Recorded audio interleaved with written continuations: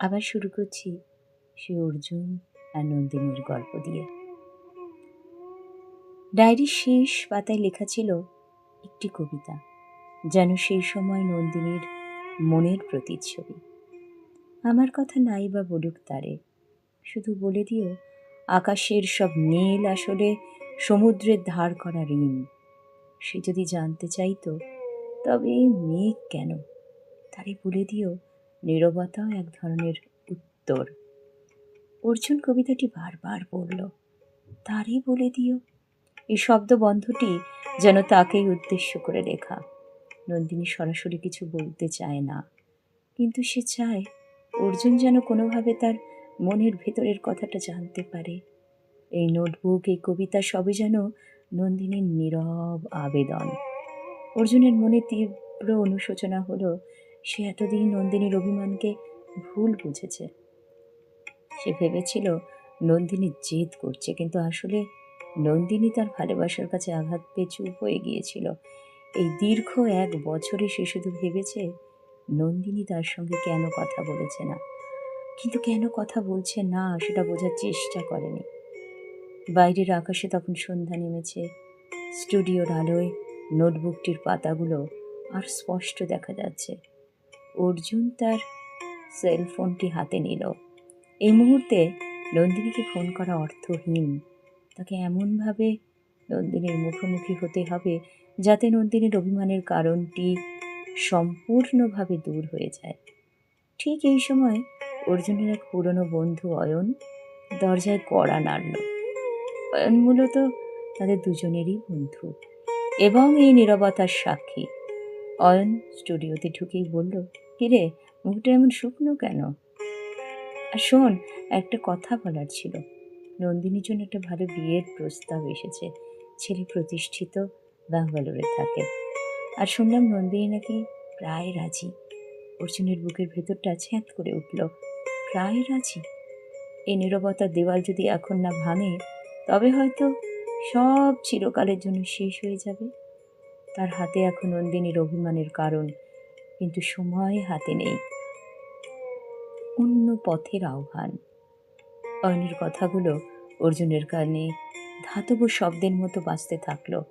নন্দিনী প্রায় রাজি। এই দুটি শব্দ অর্জুনের 1 বছরের নিশ্চিন্ত অপেক্ষাকে চূর্ণ করে দিল।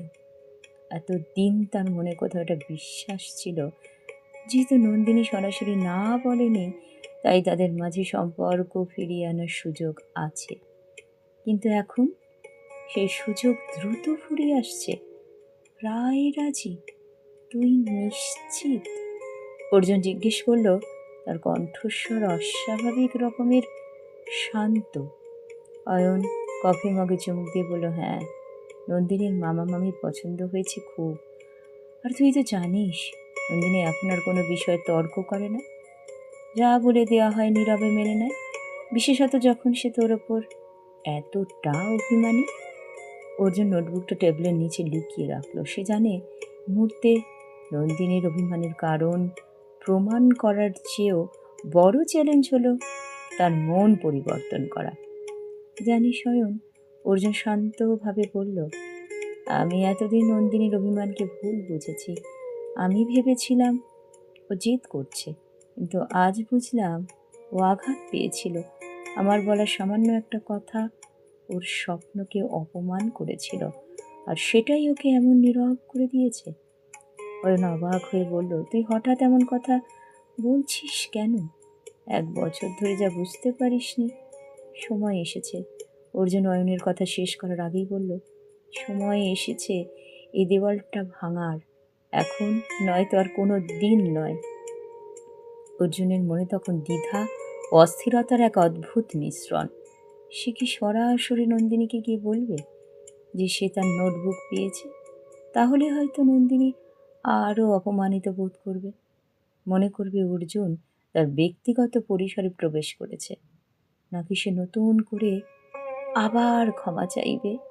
কিন্তু শুধু ক্ষমা চাওয়াটা যথেষ্ট নয়, নন্দিনীকে বোঝাতে হবে তার সেই স্বপ্নটা আজও কতটা মূল্যবান। পরের দিন সকাল থেকেই অর্জুন অস্থির হয়ে উঠল। সে লাইব্রেরিতে গেল না, সে জানতো লাইব্রেরির বাইরে তার অপেক্ষা নন্দিনীকে আরো বিরক্ত করে তুলবে। বরং সে তার স্টুডিওতে ফিরে গেল। নন্দিনীর পুরনো নোটবুকটা খুলে বসল। সেই আর্ট প্রজেক্ট, গরিব শিশুদের নিয়ে কমিউনিটি আর্ট স্কুল, সেই স্বপ্নকে কিভাবে পুনরুজ্জীবিত করা যায় সে ভাবতে শুরু করলো। অর্জুন একজন স্থপতি ও ফটোগ্রাফার। সে দ্রুত নন্দিনীর স্কেচগুলোকে ভিত্তি করে একটি নতুন মডেল এবং কিছু ফটোগ্রাফিক নকশা তৈরি করতে শুরু করলো। তার উদ্দেশ্য ছিল নন্দিনীর হাতে একটি সম্পূর্ণ প্রজেক্ট প্ল্যান তুলে দেওয়া, যা প্রমাণ করবে যে অর্জুন শুধু তার স্বপ্নকেই সম্মান জানাচ্ছে না, বরং সেই স্বপ্ন বাস্তবায়িত করতে সেও সমান আগ্রহী। দুদিন ধরে অর্জুন না ঘুমিয়ে কাজ করল। তার ক্যামেরার লেন্স, নন্দিনীর স্কেচ বোর্ড এবং সেই স্বপ্নের মডেলের উপর স্থির।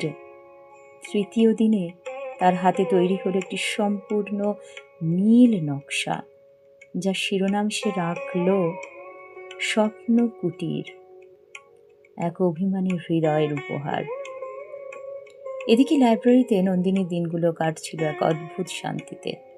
অর্জুনকে বাইরে অপেক্ষা করতে না দেখে তার মনে এক মিশ্র অনুভূতি হচ্ছিল। একদিকে যেন এক স্বস্তি, অন্যদিকে এক চাপা শূন্যতা। অভিমানী মন চাইছিল অর্জুন আসুক, কিন্তু বাস্তবের মন তাকে অন্য পথে চালিত করছিল। বিয়ের প্রস্তাবটি মন্দ ছিল না। ছেলে প্রতিষ্ঠিত, জীবনটা হবে স্থির, শান্ত, অন্তত সেখানে তাকে কারো স্বপ্নের গুরুত্ব নিয়ে প্রশ্ন শুনতে হবে না। বিয়ের খবরটা চূড়ান্ত করার জন্য সেদিন বিকেলে নন্দিনীর মামা মামির আসার কথা।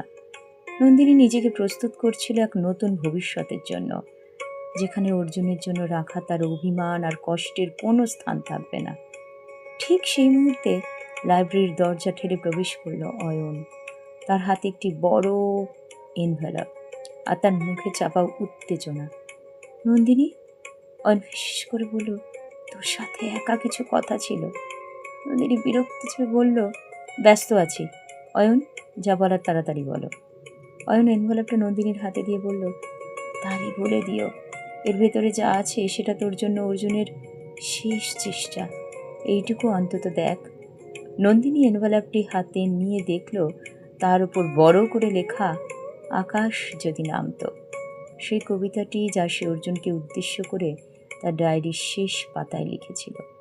নন্দিনীর অভিমানের দেওয়াল যেন হঠাৎ কাঁপতে শুরু করলো। সে জানে অর্জুন এখন তার ডায়েরির কথা জেনে গেছে। সে কি সত্যি অর্জুনের শেষ চেষ্টা দেখবে, নাকি আজই সেই অভিমানকে চিরস্থায়ী করে দেবে? আজকের গল্প পাঠ এখানে শেষ করছি। এটির আরেকটি অংশ নিয়ে হাজির হব পরবর্তী পর্বে। সবাই খুব ভালো থেকো। ধন্যবাদ।